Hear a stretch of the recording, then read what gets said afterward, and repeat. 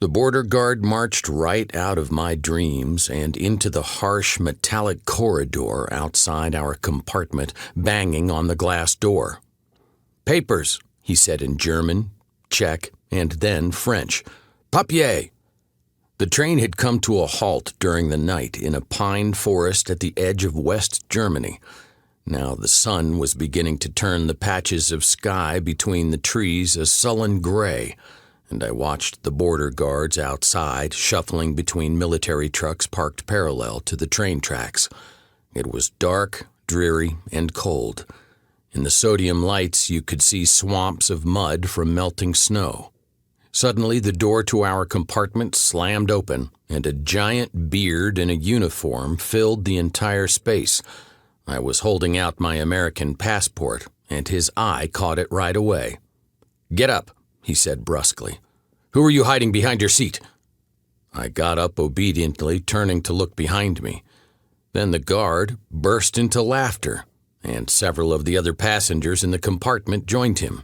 "Welcome to Czechoslovakia," he said. I was teaching English in Paris at the time and had just launched an expatriate literary journal called Paris Voices. This was my first foray behind the Iron Curtain, and I had no real-world guidance of what to expect.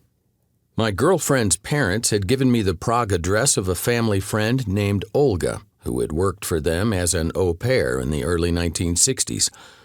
Olga was now in her mid-30s and was married to a signatory of Charter 77, the civic movement led by Václav Havel that called for an end to communist rule.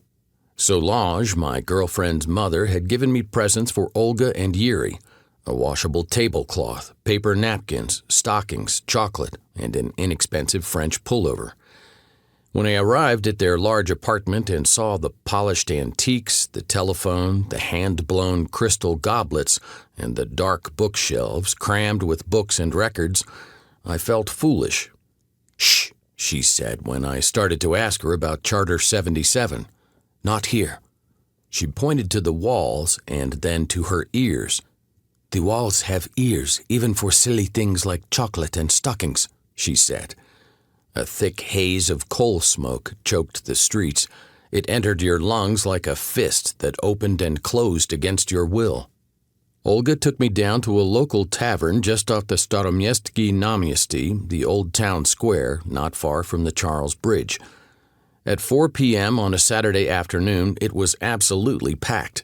People were eating sausages, drinking beer and slivovitz, and talking at volumes that rivaled those of a Washington, D.C. bar at happy hour. I could barely hear Olga, let alone what anyone at the next table was saying. I got it. Even if the walls had ears, all they could hear here would be gobbledygook.